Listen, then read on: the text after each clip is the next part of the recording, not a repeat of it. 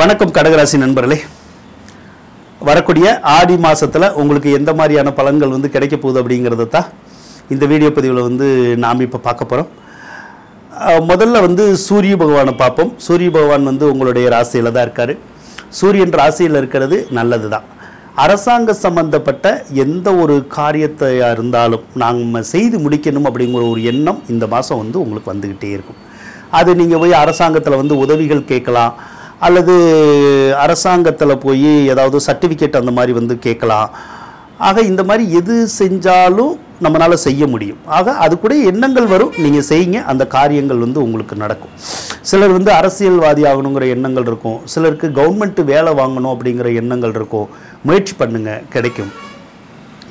சிலருக்கு இந்த தலைவலி, வயிற்று வலி, சூடு சம்பந்தமான தொந்தரவு, காய்ச்சல் மாதிரியான ஒரு உபாதை அந்த மாதிரி கொஞ்சம் இருக்கும் இந்த மாதம்.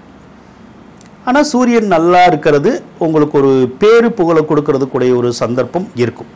அதே நேரத்தில் சூரியன் வந்து அந்த ராசி மேலே இருக்கிற போது ஏதாவது ஒரு விதத்தில் நமக்கு அந்த வருமானம் வந்து குறையும். அது இந்த ஆடி மாதம் மட்டும்தான் அப்படி இருக்கும். வருமானம் குறையும்னா எப்படி? முதல்ல வந்து தொழில் வந்து ரொம்ப நல்லா ஓடிக்கிட்டு இருந்திருக்கும். இப்போ ஒரு நாளைக்கு ஒரு 2000 ரூபாய் சம்பாதிக்கிறோம், அல்லது ஒரு 1000 ரூபாய் சம்பாதிக்கிறோன்னு வச்சுக்கோங்க. முதல்ல இப்போ ஒரு 600 ரூபாய் 500 ரூபாய் சம்பாதிப்போம். அந்த மாதிரி கொஞ்சம் குறையும், அவ்வளோதான். அதுக்காக டோட்டலாக குறைஞ்சிடாது. ஸோ ஒரு மாதம் நீங்கள் கொஞ்சம் அட்ஜஸ்ட் பண்ணி இருங்க. அல்லது ஒரு சிலருக்கு நார்மலாக வரக்கூடிய வருமானம் வரும், ஆனால் அந்த வருமானம் வந்து ஏதாவது ஒரு விதத்தில் வந்து நம்ம கையை விட்டு போயிடும், செலவாயிரும். ஸோ அந்த சூழ்நிலைகளை தான் அந்த சூரியன் வந்து செய்வார். அதே நேரத்தில் செவ்வாய் வேற உங்களுடைய ராசிக்கு 2வது ராசியில் தானே இருக்கார். அப்போ செவ்வாய் 2வது ராசியில் இருக்கிற போது என்ன செய்வார்? ஏதாவது ஒரு வகையில் நமக்கு தேவைக்கு தகுந்த பணத்தை கொடுத்துருவார். இப்போ நமக்கு ஏதோ ஒரு தேவை, நமக்கு ஒரு குறிப்பிட்ட பணம் வேணும். அந்த பணம் வந்து எப்படி வந்துடும்? அது கடன் வாங்குறோமோ வேறு வகையில் எப்படி வாங்குறோமோ ஏதாவது ஒரு வகையில் பணத்துக்கான முயற்சி பண்ணோம்னா கிடைச்சிடும். சிலரெல்லாம் பேங்க் லோன் வேணும்னா கூட முயற்சி பண்ணால் கூட கிடைச்சிடும். ஆக பொருளாதார சூழ்நிலைகள் நல்லா தான் இருக்கும், ஒன்றும் மிகப்பெரிய லெவலில் வந்து பாதிக்காது.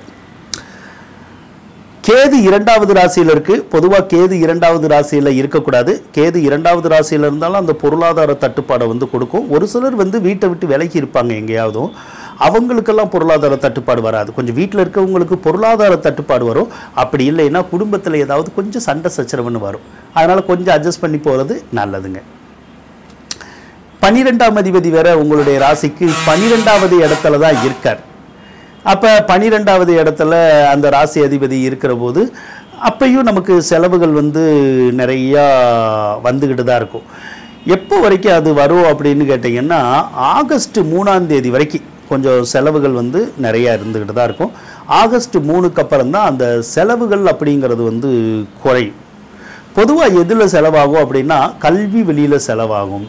நம்ம பிள்ளைங்க படிச்சுக்கிட்டு இருப்பாங்க, அதுக்காக வந்து நம்ம நிறையா செலவு பண்ண வேண்டிய ஒரு சூழ்நிலை வந்துடும். சிலருக்கு நகை நட்டுகள் வாங்கியிருப்போம், அதை வந்து அடமானம் வைக்கிற மாதிரியான ஒரு சூழ்நிலைகள் வந்து ஒரு சிலருக்கு வந்து வந்திருந்திருக்கும்.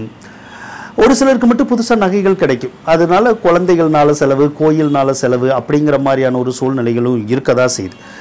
ஒரு சிலருக்கு மட்டும் இந்த மருத்துவத்தினால செலவாகும். ஏதாவது ஒரு வகையில் நோய் நொடி வந்து அதனால நம்ம செலவு பண்ணுறோம்ல, அந்த செலவுகள் கூட வர்றதுக்குடைய சந்தர்ப்பத்தை அந்த குரு பகவான் வந்து கொடுத்துருவார். ஒரு சிலருக்கு பேங்க்னால விரயம்னு வரும். பேங்க்னால விரயம்னா கடன்கள் ஏதாவது வாங்கியிருந்தோம்னா நம்ம கட்டக்கூடிய ஒரு சூழ்நிலைகள் வரும். ஸோ கட்டி முடிச்சிடலாம், அது ஒன்றும் பிரச்சனை இல்லை. அதே போல் குரு பகவான் வந்து கோர்ட்டுக்குடையவர். சில நேரத்தில் வந்து இந்த கோர்ட்டு கேஸ் வம்பு வழக்குனால ஒரு சிலருக்கு செலவு ஏற்படுறதுக்குடைய ஒரு சந்தர்ப்பம் கூட கொஞ்சம் இருக்கும். அதே மாதிரி நீங்கள் படிக்கிறதுக்கோ வீட்டில் யாரும் படிக்கிறதுக்கோ நிறைய செலவுகள் வந்து கொஞ்சம் வர்ற மாதிரி தான் இருக்கும். இதெல்லாம் இந்த ஆகஸ்ட் 3 வரைக்கும் தான். அதுக்கப்புறம் அந்த செலவுகளுங்கிறது அவ்வளோவா பெருசாக ஒன்றும் வராது. அதே போல் ஆகஸ்ட் அந்த 3க்கு அப்புறம் புதன் பகவான் வந்து உங்களுடைய ராசிக்கு வந்துடுவார். புதன் ராசியில் இருந்தாலே நல்லது தானே. என்ன கொஞ்சம் அலைச்சல் திருச்சல் வரும், நம்மளுடைய வேலையை வந்து கொஞ்சம் கவனிக்க முடியாது, தொழிலை வந்து கொஞ்சம் கவனிக்க முடியாது, அடிக்கடி நம்ம லீவ் போடுற மாதிரியான ஒரு சூழ்நிலைகள் வந்து உருவாகும். அதே நேரத்தில் நல்லது கெட்டதுன்னு 4 இடத்துக்கு போயிட்டு வருவோம், அதனால தான் அது அப்படி ஆகுது. ஆனால் உறவினர்கள் வந்து ஒன்று சேருவாங்க. கடந்த காலத்தில் உறவினர்கள் வந்து சிலருக்கு பகையாக இருப்பாங்க. அந்த பகையை வந்து இப்போ சரி பண்ணணும் அப்படின்னு வந்து நமக்கு தோணும். ஸோ நம்ம முயற்சி பண்ணோம்னா அந்த பகையாளியை உறவாக நம்ம மாற்றி விடலாம். சுக்கிர பகவான் வேற உங்களுடைய ராசிக்கு 11வது ராசியில் தான் இருக்கார். 11வது ராசியில் சுக்கிரன் இருந்தால் ரொம்ப நல்லதுங்க.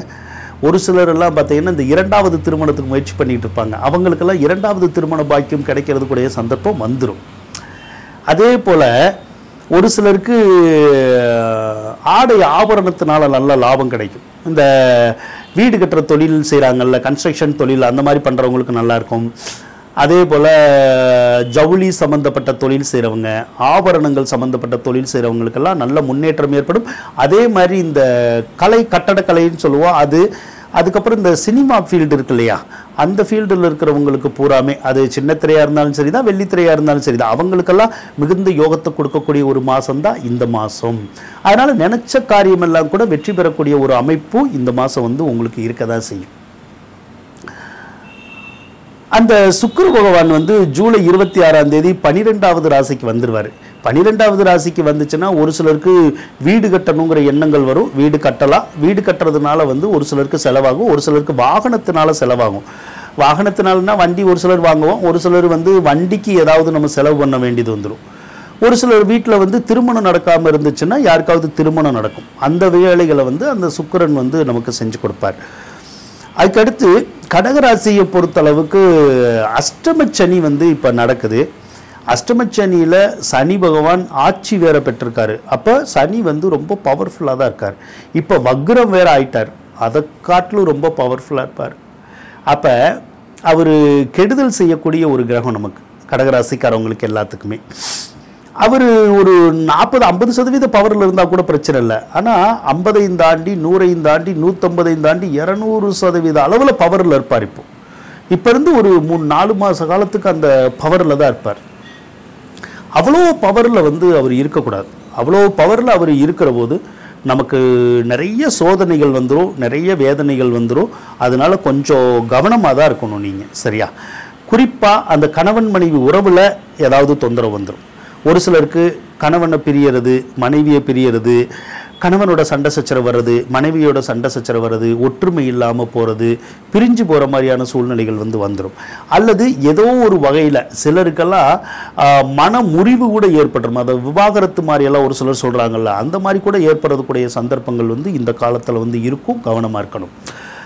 ஒரு சிலருக்கு கணவன் மனைவியோட சண்டை சச்சரவெல்லாம் வராது, ஆனால் கணவனுக்கோ அல்லது உங்களுடைய மனைவிக்கோ உடம்பு சரியில்லாமல் போயிடும்.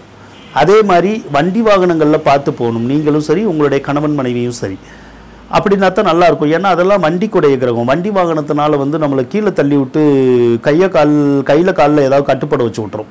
அந்த வேலையை வந்து அந்த சனி தான் செய்வார். அதனால கொஞ்சம் நம்ம எச்சரிக்கையாக தான் இருக்கணும்.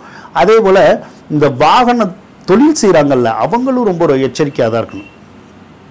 ஏன்னா வாகன தொழில் செய்கிறவங்க வந்து அந்த வாகன தொழிலை வந்து நடத்த முடியாது, ஏதாவது ஒரு வகையில் வந்து தொந்தரவு இருந்துக்கிட்டே இருக்கும். அதே மாதிரி வாகன தொழில் மட்டும் இல்லை, பொதுவாக இரும்பு சம்மந்தப்பட்ட எந்த தொழில் செய்கிறவங்களா இருந்தாலும் சரி தான், அந்த தொழிலை வந்து நடத்துறதுல வந்து கொஞ்சம் கஷ்டம் இருக்கும், சிரமம் இருக்கும். இப்போ வண்டி வாகனமெல்லாம் வச்சு நம்ம தொழில் செய்கிறோம்னா அந்த வண்டி வாகன தொழில் வந்து கரெக்டாக போகாது, சரியாக டீவு கூட கட்ட முடியாது. அதனால வண்டியை வந்து சில நேரம் இவங்க தூக்கிட்டு கூட போயிடுவாங்க, யார் ஃபினான்ஸ்காரவங்க. அந்த மாதிரியான ஒரு சூழ்நிலைகள் கூட இப்போ இருக்கும். அதே மாதிரி உங்களுக்குமே பாருங்களே, அடிக்கடி ஏதாவது ஒரு விதத்தில் வந்து பிரச்சனை இருந்துக்கிட்டே இருக்கும். என்ன பிரச்சனை இருந்துக்கிட்டு இருக்கும் அப்படின்னா, அந்த நோய் நொடி தாக்கம் ஏதாவது இருந்துக்கிட்டே இருக்கும். அதே மாதிரி உங்களுக்கு முழங்கால் வலி வரலாம், இல்லைன்னா உங்கள் வீட்டில் இருக்க உங்களுக்கு முழங்கால் வலி, முதுகு வலி வரலாம். அந்த மாதிரி தொந்தரவு வந்து இது பண்ணும். அதனால் ஒரு 2-3 மாத காலத்துக்கு கவனமாக இருக்கணும். இது வந்து சனியே அந்த வேலையை வந்து செய்வார். அது போக இப்போ ராகு வேறு அஷ்டமஸ்தானத்துக்கு தான் வந்திருக்காரு. அஷ்டமத்தில் ராகு இருக்கிறதோ அப்படிதான், ஒன்று அடிக்கடி ஏதாவது குடும்பத்தில் சண்டை சச்சரவை உருவாக்கி விட்டுரும், கணவன் மனைவிக்குள்ளே, இல்லைன்னா நோய் நொடியை உருவாக்கி விட்டுரும். அதே மாதிரி நிறைய தடங்களை உருவாக்கும். அப்படி தான் இருக்குது. ஆக கொஞ்சம் சனி மாறணும், அஷ்டமச்சனி வந்து மாறணும். இன்னும் வந்து உங்களுக்கு அஷ்டமச்சனி மாறலை, அதனால வந்து உங்களுக்கு கொஞ்சம் தொந்தரவாக இருக்கும். அதனால கொஞ்சம் கவனமாக தான் நம்ம இருக்கணும், சரிங்களா? ஆக கடகராசிக்கு பிற விஷயங்கள் நல்லா இருக்குது, இந்த சனி ராகுனால மட்டும் தொந்தரவுகள் இருக்க மாதிரி இருக்குது. கொஞ்சம் அட்ஜஸ்ட் பண்ணி போனீங்கன்னா நம்ம போயிடலாம், நல்லாயிருக்கும். அதே மாதிரி கடகராசிக்காரவங்க தயவு செய்து அஷ்டமச்சனி நடக்கிறனால இந்த சனி பகவான் கோயிலுக்கு போகிறேன்ட்டுலாம் போகாதீங்க. அப்படி போனீங்கன்னா அது வந்து தொந்தரவு தான் தருது. நீங்கள் பாட்டுக்கு விட்டுருங்க, நடக்கிறது நடக்கட்டும்ன்ட்டு விட்டுருங்க. ஆனால் கொஞ்சம் எச்சரிக்கையாக மட்டும் இருந்துக்குங்க, சரிங்களா? நன்றி நண்பர்களே. உங்களுக்கு இந்த வீடியோ பிடிச்சிருந்தா லைக் பண்ணுங்கள், ஷேர் பண்ணுங்கள், மறக்காமல் சப்ஸ்கிரைப் பண்ணுங்கள். நன்றி.